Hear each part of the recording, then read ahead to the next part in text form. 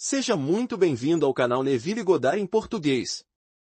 Aqui você aprende a transformar sua mente, sua fé e sua imaginação em poder real de criação. Se você acredita que pode mudar sua realidade, então este é o seu lugar.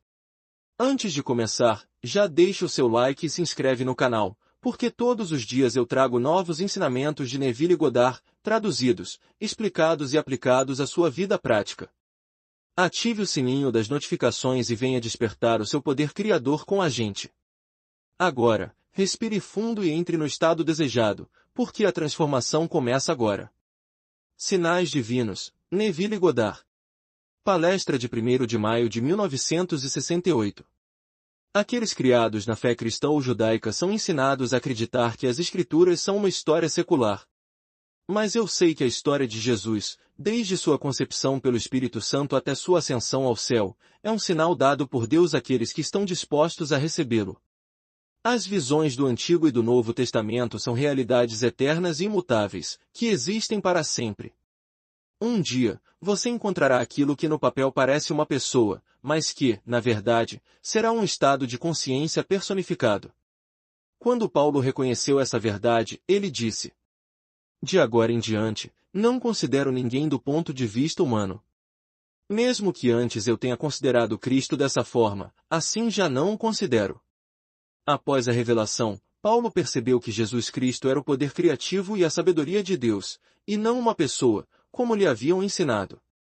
Mas, por que Deus se fez homem para que o homem se tornasse Deus, cada atributo divino, seja a fé, chamada Abraão, ou o poder e a sabedoria de Deus, chamado Jesus Cristo, foi personificado? Embora se dirigisse aos coríntios, Paulo falava dos personagens das Escrituras quando disse: de agora em diante, não considero ninguém segundo a carne. Já incapaz de pensar em Abraão como uma pessoa de carne e osso, Paulo conta esta história. Está escrito nas Escrituras que Abraão teve 2 filhos, um nascido de uma escrava, segundo a carne, e outro nascido segundo a promessa. Aqui Paulo explica que, pelo nascimento físico, você é aquele nascido segundo a carne.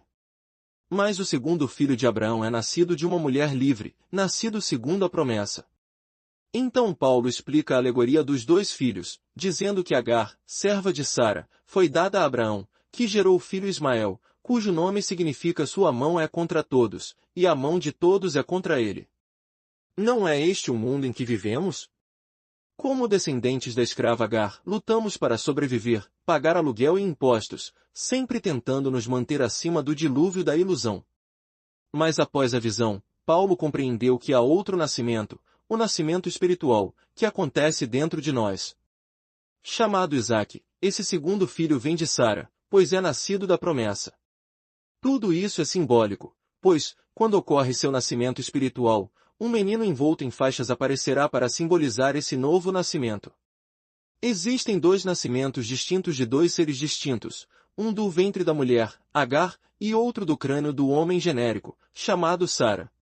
Tendo visto a visão e compreendido sua mensagem, Paulo deixou de pensar em Abraão, Isaque, Jacó, ou qualquer personagem das Escrituras, inclusive Jesus Cristo, como seres humanos literais. Mesmo que antes os tivesse visto assim e ouvido suas histórias como história secular, ele já não os via dessa forma. Em seu 3º capítulo aos Efésios, Paulo declara: quando leides o Antigo Testamento, percebereis o meu entendimento do mistério de Cristo, o qual não foi dado a conhecer aos homens de outras gerações, mas agora foi revelado aos seus santos apóstolos e profetas pelo Espírito. Antes da revelação em Paulo, não se sabia que o mistério de Cristo vem de dentro. Na mesma carta aos Efésios, Paulo fala de si e daqueles com quem compartilhou a visão, dizendo: foi-nos revelado o mistério de sua vontade, segundo o seu propósito, que propôs em Cristo, para a plenitude dos tempos. Para Paulo, Cristo, o poder e a sabedoria de Deus, é um plano de redenção, crucificado na humanidade e destinado a ser ressuscitado dentre os mortos. Eu te digo agora, ele me fez conhecer o sagrado segredo de sua vontade, segundo o seu propósito, que estabeleceu em Cristo como um plano para a plenitude dos tempos. E quando esse tempo se cumpre, aquele que está sepultado em ti rompe, e o propósito de Deus é revelado. A revelação do propósito dá significado a tudo. Você pode ter $1 milhão e morrer amanhã. Aqueles que herdarem seus bens talvez te elogiem, mas em uma geração deixarão de se importar e, em 3 gerações, te esquecerão completamente. Esse é o mundo, mas há um plano enterrado em você que revela o propósito de Deus e dá sentido à vida. Quando esse plano é desvelado, você entende por que faz o que faz e por que sonha o que sonha. Entende o significado das visões e percebe que tudo contém em si um símbolo. Deixe-me mostrar de forma simples. Esta noite, talvez você sonhe que tem uma relação íntima com alguém. Ao acordar, pergunte a si mesmo o que essa pessoa representa para você, e uma resposta profunda virá da sua alma. Você descobrirá que, em certo nível, ela representa um estado glorioso. Por exemplo, conheci um homem brilhante que se formou em Yale aos 19 anos e permaneceu lá por muitos anos ensinando matemática avançada. Americano de várias gerações, ele me disse certa vez, deveríamos ter apenas pessoas que falem inglês no mundo, e ele acreditava nisso. Era uma pessoa muito positiva e intelectual. Se, em sonho, você visse esse homem, perceberia ao acordar que ele simboliza algo forte, racional e criativo. E logo após o sonho, aquele que foi impregnado seria inspirado a criar algo, pois Deus é criador e sempre está criando, e você testemunhou um ato criativo divino. Neste nível, você pode achar o símbolo estranho, mas isso é apenas porque não entende a linguagem simbólica de Deus. Ele fala com todos através de símbolos. Aquilo que o mundo condena pode ser, na verdade, um ato glorioso de Deus. Deus, sendo multiforme, interpreta todos os papéis. Vestindo a aparência de outro, ele realiza atos que, aos olhos humanos, podem parecer bons ou maus. Mas se o ato é belo, um fruto glorioso, como um poema, uma pintura ou um projeto, nascerá dessa união. É isso que a experiência significa. Mas o homem, tão preso à carne, dá a ela um sentido material que o cega para o simbolismo divino. Você pode acreditar ou não, mas a história de Jesus, desde sua concepção pelo Espírito Santo até sua ascensão aos céus, é simplesmente um sinal dado por Deus àqueles que estão prontos para recebê-lo. Eu cumpri as Escrituras. Alguns aceitarão minha mensagem, outros não. Se você acredita na minha palavra e um dia me vir em visão em um ato criativo, é porque estou fertilizando em você a história do Evangelho. Eu sou o pai do que está sendo gerado. Remeto você agora ao 4º capítulo da primeira carta aos Coríntios, onde Paulo diz: Tendes inúmeros instrutores em Cristo, mas não muitos pais. Eu me tornei vosso pai em Cristo. Este é um mistério. Inúmeras pessoas falarão sobre Cristo com base em teoria e especulação, mas não por experiência. A versão do rei Tiago chama esses homens de instrutores. Paulo afirma que, embora haja muitos instrutores, depois que suas experiências são aceitas, ele os gera espiritualmente. Paulo compartilhou sua visão, dizendo: Quando aprouve a Deus revelar seu Filho em mim, não consultei carne nem sangue. A quem alguém poderia recorrer depois de ter vivido a visão do Filho de Deus chamando de Pai? Como alguém poderia explicar uma visão que você próprio teve? O Filho de Deus revelou-se em mim, e ao contar isso, atraio aqueles que acreditam. Mesmo que não compreendam totalmente, eles modificarão seus conceitos pré-formados sobre a fé cristã para se ajustarem ao que experimentei. Então a união ocorrerá, e esse conceito desabrochará dentro deles.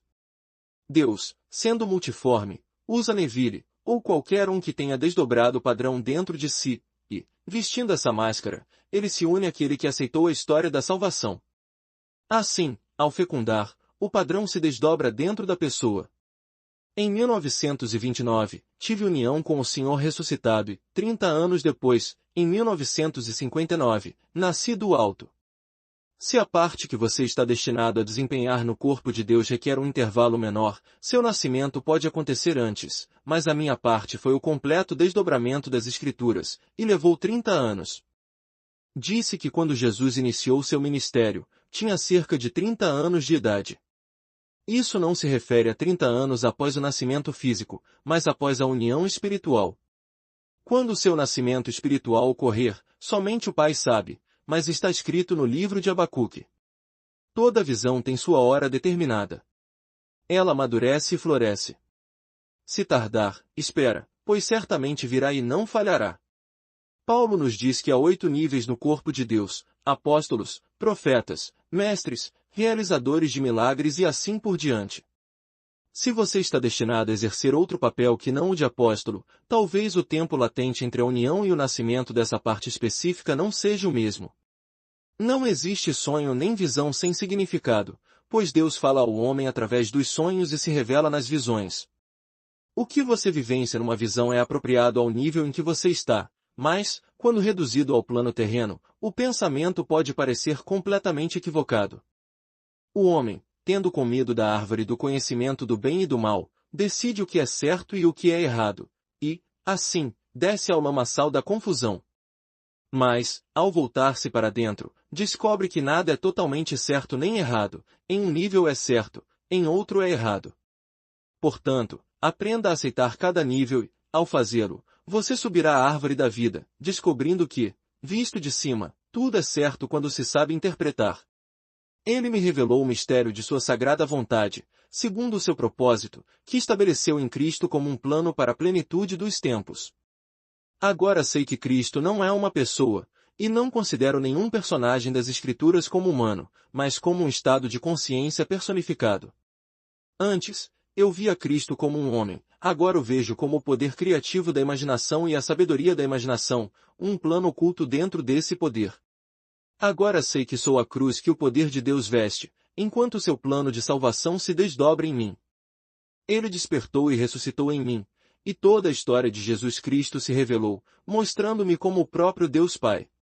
Contei minhas experiências. Se o mundo não acredita, pouco importa, encontrarei meu remanescente, meus 10%, que acreditarão em minha história apesar do que antes criam. Nesta audiência há aqueles que, embora venham com frequência, continuam trazendo suas barreiras e não aceitam minha mensagem.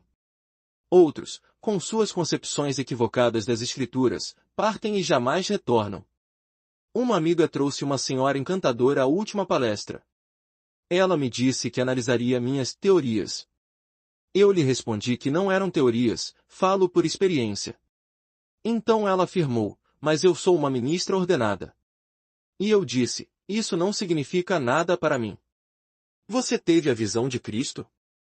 A pessoa que te ordenou teve a visão de Cristo? Se não, é o cego guiando outro cego. Você não pode considerar minhas palavras como teorias, são experiências. Se elas não se encaixam na sua interpretação pré-fabricada das Escrituras, tudo bem, mas estou compartilhando minhas visões, minhas vivências. São revelações, não teorias. Ela foi gentil e se despediu dizendo que aquela fora sua primeira palestra. Ninguém vem uma única vez, ouve algo tão radicalmente diferente do que sempre acreditou, e simplesmente aceita tudo de imediato. Pedi a meu amigo que lhe emprestasse meu livro Ressurreição e sugere que lesse o capítulo sobre a ressurreição, está tudo documentado. Remete-me ao Antigo Testamento, e como Paulo, peço que mantenha minha interpretação em mente ao ler minhas experiências. Assim, você verá surgir luz daquilo que antes não compreendia, pois o padrão despertou em mim. O Novo Testamento é o cumprimento do Antigo, não o contrário. O padrão, o mistério da vontade de Deus, permaneceu selado no Antigo Testamento até a plenitude dos tempos, quando o selo é rompido e o homem individual ressuscita, cumprindo as Escrituras. Se você colocar à prova seu poder criativo neste plano, a afirmação tudo o que desejardes, crede que já recebestes, e assim será. Deixará de ser uma teoria bonita para se tornar algo vivido. Acredite que você é o homem, ou mulher, que deseja ser. Sinta que já chegou lá. Veja o mundo a partir dessa suposição, sabendo que é verdade. Agora, creia que essa suposição tem sua hora designada para florescer. Persista nessa crença e nenhum poder na terra poderá impedir que se torne fato. Isto é cristianismo. Não há limites para o seu poder criativo. O problema mais terrível pode ser resolvido se você conceber a solução na mente. Qualquer pessoa pode fazê-lo, não é preciso ser um Einstein para imaginar um problema resolvido. Não limite seu poder criativo determinando como ele acontecerá, pois a imaginação tem à sua disposição caminhos além da compreensão. Não se preocupe com o como, o quando ou onde, apenas com o fim.